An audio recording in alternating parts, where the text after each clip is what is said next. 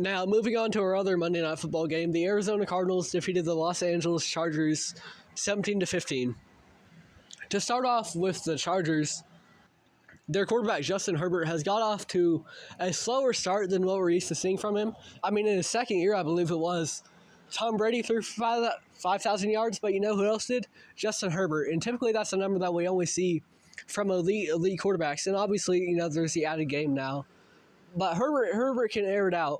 In this game, he did have 349 yards, but also no passing touchdowns, right?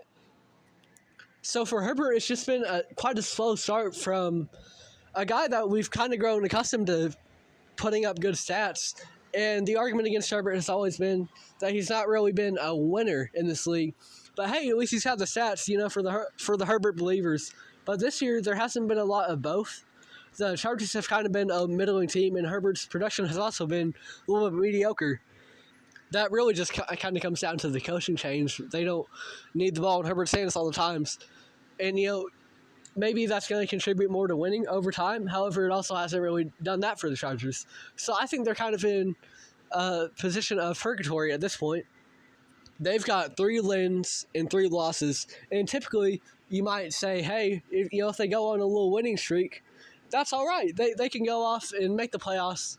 You know, if they win a couple games here and there, and then win a couple games in a row, and then after that, you can kind of be a middling team again, and hey, you're set for the playoffs.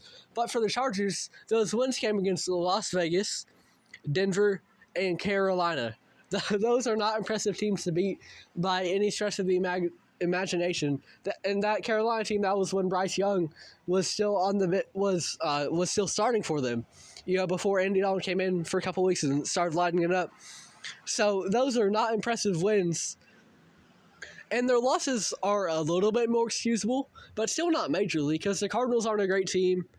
Pittsburgh has got off to a good start to the year, but in general, you know, they are a top-tier team. And the Chiefs are really the only loss that the Chargers have had that you can 100% say, yeah, they should have lost that game. That makes perfect sense. For the other ones, you know, it makes a little bit of sense, but there's still a case to be made for the Chargers in those losses. So it just hasn't been impressive, whether it's been the wins or the losses for Los Angeles. And they're just really stuck in purgatory because new coach Harbaugh comes in, and it hasn't really been much of a change. Because for the Chargers, we've seen in years past, they were stuck in the middle, and they get a new coach, and they kind of want to get out of that. They want to go to the playoffs, and they want to maybe make a run, not choke in the playoffs.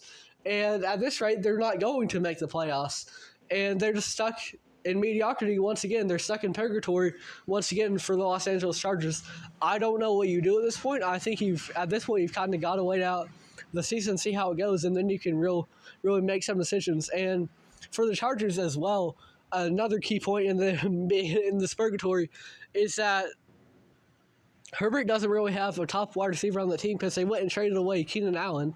And so, you know, now it's like guys like Quentin Johnson who got off to a solid start to this year, but last year he wasn't very impressive. It's been better this year, but now he's been dealing with some injuries.